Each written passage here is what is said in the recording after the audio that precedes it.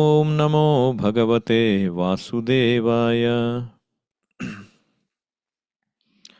Hare Krishna. Today we will be discussing Bhagavad Gita as it is, chapter 3, text 39.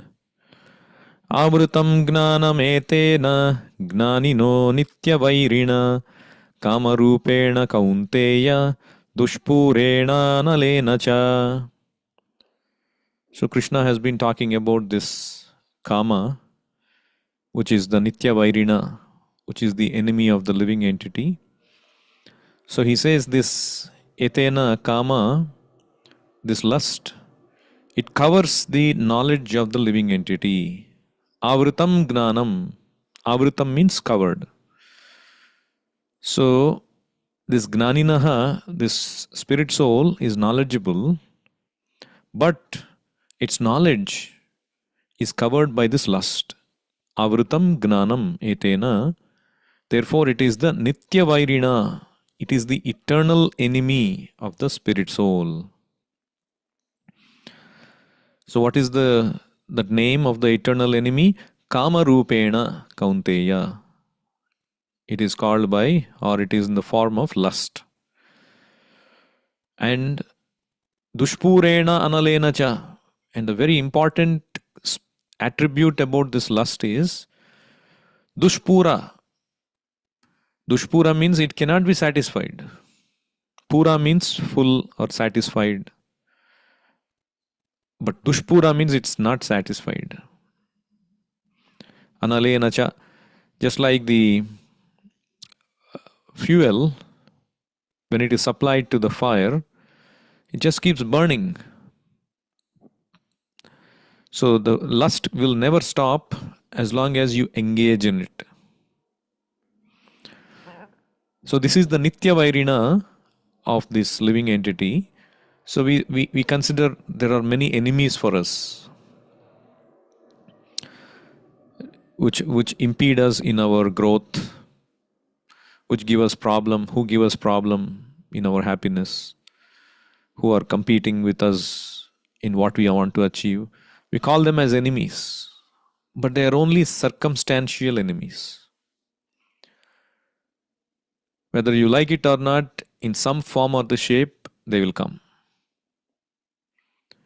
You cannot avoid. But what you can avoid is this eternal enemy, which is in the form of lust. If we can avoid and conquer that lust, there is no enemy for us. Why? Because this lust is keeping us to this material world, covering our knowledge that we are part and parcel of Krishna. Kamarupena, Nityavairina, Avrutam Gnanam. So Prabhupada, he mentions, he makes some bold statements in the purport. He says, he focuses on this kama as sex in this purport, the lust. So he says, in the material world, the center of all activities is sex. And thus this material world is called Maithunya Agara. Agara means Karagara, we say. Means it's a prison house. It is called Maithunya Agara. Maithunya means, Mithuna means sex, union. Maithunya Agara means shackles of sex life. So this material world is compared to be like a prison. And in the prison, criminals are kept in bars, in iron shackles. It restricts the movements of criminals. It makes them bind to these four walls of prison house. So one who is attached to this lust, this maithunya, one who is attached to this also becomes bound to the shackles of this material life. So how is it? So there was one friend who visited another friend. So the guest went inside the house and they were talking, and the host, he was showing off his favorite possession, which is a parrot. So this parrot was repeating whatever they were saying. So very amusing. And so, but this guest was feeling very bad. And this host asked him, the host friend, why are you feeling so bad? And he said, this parrot, you have bound it inside and kept it in the cage. It is hankering for freedom. It is suffering so much within these four walls. It is not good for you to do this. It's my request. Can you please let me free this? So after the long hesitation, he said, okay, all right, you can free it. So this guest friend, he took the parrot outside and he kept it in the balcony and opened the cage. My friend, the whole world is yours now. So this parrot, he walked out of the cage. He just looked at the surroundings.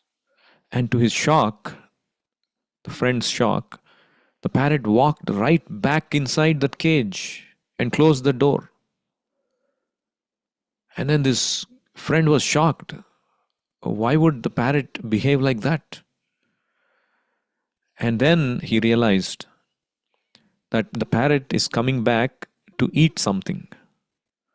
And then he asked the host, what are you feeding this parrot? And the host said, oh, these are these very sweet, addictive grains that I found. Every day, every hour I feed this parrot. He likes it so much.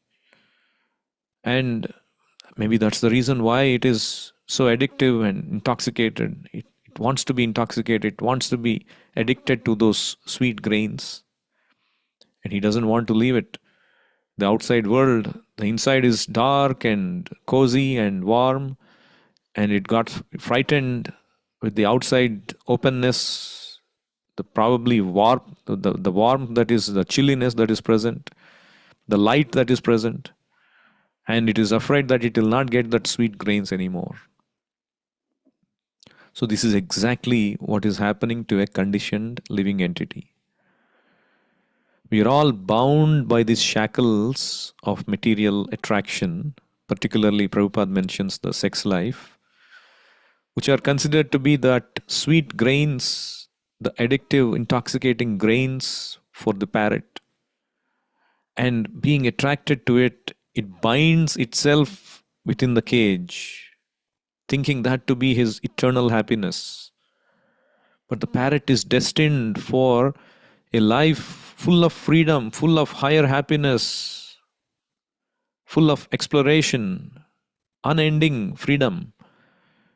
But the parrot becomes bound because of this ulterior taste. So this is called Maithunya Agara. Everyone is bound by this. The Bhagavatam says, Pumsaha striya mithuni bhavametam tayor mitho hridaya grandhimahuhu ato gruha kshetra sutapta vittair janasya mohoyam aham mameti.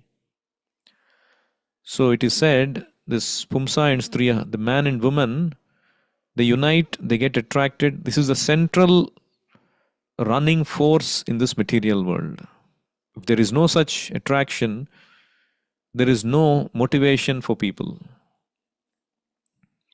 And they unite, mithuni bhavam, tayor mitho, when they unite, that hridaya grandhim mahuhu, there is a hard knot in the heart. They cannot live separately. They cannot live without each other. They cannot forget each other. That's hridaya grandhi mahuhu. And then ato gruha kshetra sutapta vittair. And they want to extend and strengthen that knot with acquiring a house, gruha, acquiring land or business, kshetra, suta, children, apta, relatives, vitta, wealth. In this way, that knot becomes strong and strong. In this way, janasya mohaha ayam aham mameti. Aham and mama. These are the two things that is the chief illusion of this world. Aham means I, Mama means mine. I am this body, and everything related to this body is mine. So this aham mameti janasya mohaha. People are in illusion. Now Prabhupada mentions even wonderful line in the purport. He says, advancement of material civilization on the basis of sense gratification means increasing the duration of the material existence of a living entity. So, very powerful line. So, advancement of material civilization. So, right now, our civilization is advancing based on the standard of sense gratification. People, the more sophisticated sense gratification you have, people consider that to be advancement. If you are flying, if you are able to fly the business class, oh, that is the advancement of civilization. If you are able to make the aeroplane with all amenities, that is the advancement of civilization. But what you do inside, it's the same thing. It's just given in a very nice plates, served by with all comforts. But the eating is the same thing. Eating, sleeping, mating, defending. Even though you are advancing in material civilization, you are doing the same thing like an animal. So, in other words, the advancement of material civilization means how to become a better animal, in plain words. Formerly, the advancement was considered in terms of advancement of our consciousness. Now, if you find somebody who is expert in enjoying senses nicely, that is considered as success. If somebody is able to buy some big house, get a good position in some company, able to go on a great holiday and spend so much for their family members, giving great gifts, throwing parties, oh, that man is successful in life. But his consciousness may be like that of a dog or a cat. It doesn't matter. So actually, the more you try to enjoy your senses, the more you stay in this material existence. Why? Because you become addicted to it. Just like the parrot, same example. The more you enjoy your senses, the more you have to stay in this material existence. Actually, enjoyment is not free. You have to work so hard. But out of illusion, people think that to be happiness.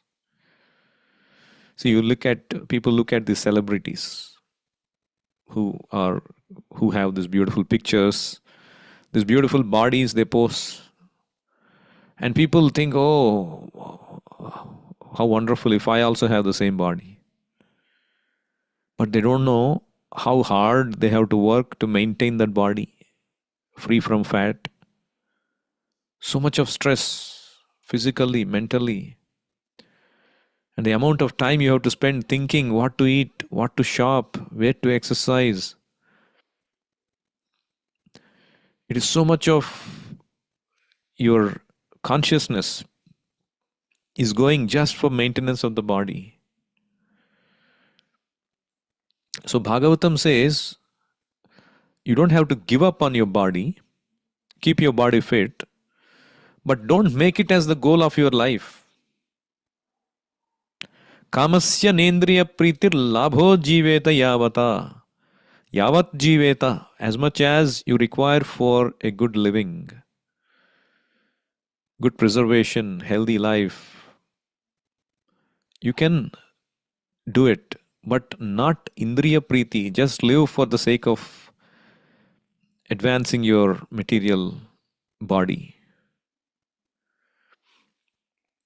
So does it mean that we won't engage in any of this technological advancement or advancement of material civilization, even as devotees, we are able to use this wonderful technology, isn't it?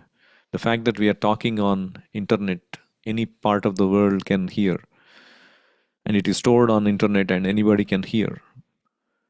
Now these advanced phones, advanced technologies, aren't we hypocrites by using these and at the same time criticizing? So what we need to understand is that a devotee can be happy with a simple life, living under a tree also. But because we are using it in the service of Krishna, we are actually giving benefit to the person who invented the technology, using it for the service. Yes, we can live without the advancement of technology. We can happily engage in hearing, chanting, worshipping the deity, discussing Krishna Katha, and how people were in those days in villages. They were based off the farm communities, and they had ample entertainment in terms of every day the night they would perform some drama about the pastime of the Lord, and they would all live very closer to the families. They don't have to travel far, and people were much more happier than the current generation and the next generations which are about to come. Now the material civilization invented so many new ways to die, isn't it? The advanced car, advanced speed means newer ways of accidents. The plane crashes, advanced bombs, the technology. The wars are going on. People are dying in so many ways. So we are not solving the problem by this civilization. We are only accelerating the material problems of Janma Mrityu Jara Vyadhi.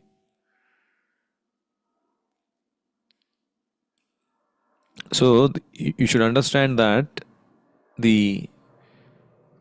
by constantly working with machines, we become habituated to controlling them. And we think we are controlling nature, whereas it is putting us in binding. So the ancient civilization, it had technology, but their focus was different. Without technology, how there were vimanas. The scriptures talk about vimanas. The Srimad Bhagavatam, written 5,000 years ago, it talks about vimanas in the higher planets. Kashyapa Muni, Kardama was able to make a vimana with a city itself inside. And even now you see the pyramids in Egypt, for example, which was built thousands of years ago. Or even in India, there are many such products like non-rusting iron pillars in some part of India. There are so many things like that defies the modern technology. That means they had technology, but their focus was different. Their focus was on raising our consciousness. The Vedic knowledge and the Vedas, it cautions us about infatuation with matter, material technology, because it leads us to forgetting our spiritual goal of life. So imagine there was a doctor. So a man goes to the doctor with some disease, with some pain. And so he got the medicine. And so he used the medicine and he's very happy. And again the pain came again in 2 days. And again the doctor gave the medicine. And again he came back. And he kept on using that. He kept on going to the doctor, got the medicine, and he kept on using that. But actually the problem has gotten aggravated. Because he went to a cheap doctor who did not cure his real root cause. He kept on giving a painkiller medicine. The painkiller, the doctor is happy because he gets his fees. The patient is happy because he gets relief, although temporarily. Happy end of story, isn't it? No, the problem is the story doesn't end there. The patient's pain is not cured, but it is only covered. It will soon reoccur and it will worsen. So all of us are like that patient, trying to solve by some painkiller. So we don't have to give up this advanced technologies, ways of civilization, but we do have to give up the illusion that technology and civilization can make us happy. Just like this diseased person, he doesn't have to give up the painkiller, but he does have to give up the illusion that the painkiller can cure his disease, isn't it? So this modern world full of technology, but we can use it for solving temporary pain, but we cannot use it for solving permanent pain. That we have to go to Krishna consciousness. Meanwhile, we can use everything that we have in this world for service of Krishna. Yukta Vairagya. Anasaktasya Vishayan Yadharham Upayunjataha Nirbandha Krishna Sambandhe Yuktam Vairagya Muchyate. See, Prabhupada gives an analogy to explain this principle. Suppose a gang of thieves are there. They have robbed a bank and they are fleeing in a car at a high speed. So let's say 100 kilometers per hour. And the road has only a speed limit of 50 kilometers per hour, or whatever, miles per hour. Now, what are the policemen supposed to do? They are chasing the thieves. What are they supposed to do? Stick to the speed limit and let the thieves escape? Or go above the speed limit, drive faster than the thieves, arrest them and retrieve the stolen wealth? Naturally, the police will speed and will catch up with the thieves and catch them. So this is exactly the principle. We are like the police. And we can also use the advanced technology. The spiritual knowledge of people is being stolen away by this material civilization. So therefore it is incumbent on all the genuine spiritual personalities to use the same means to spread knowledge of spirituality. That consciousness which has been stolen, we should use the same technology. In fact, we should use even better than, just like the police goes faster than the criminal with a better car. So we should use the best of technology in serving Krishna so that we can bring back that stolen consciousness. That is why when people say, "Oh, why do you need to invest in expensive temples, expensive gadgets, expensive this, expensive that?" This is for this reason. Why we have splendid temples, why we conduct excellent festivals, beautiful deities,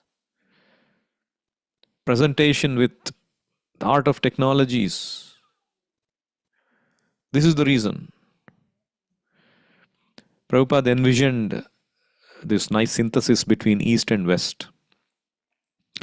So he gave the example of a blind man and a lame man. So a blind man, he is obviously blind, he cannot see things. And a lame man, he cannot walk. So the lame man gets on top of this blind man, on the shoulders of this blind man, and the lame man keeps directing, and the blind man keeps walking. So this Prabhupada very nicely gave this analogy. This blind man represents this material civilization blinded with the material comforts, material sense gratification. They are blind to self-realization. Whereas the lame man, he has eyes, he has vision, but he does not have wherewithal. He does not have the means and the advanced, the spending power for walking. So the lame man, when the blind man takes on the lame man on the shoulders, then they both can go to the right destination. So Prabhupada said that the technologically advanced West has to recognize that it is lacking in spiritual vision, and the financially crippled India or the East has to shed its inferiority complex rising from material poverty and recognize its wealth of spiritual vision or knowledge, and the both combined. So the spiritual leaders, spiritual people have to use technology and rely on the West, and the West has to take guidance from the East. So of course, now the world has become no West, no East. But the point is that we have to use the technology and we have to use spiritual vision to let us go in the right direction for the combined spiritual revival of the society. I'll stop here. Anyone has any questions or comments, feel free to unmute yourself.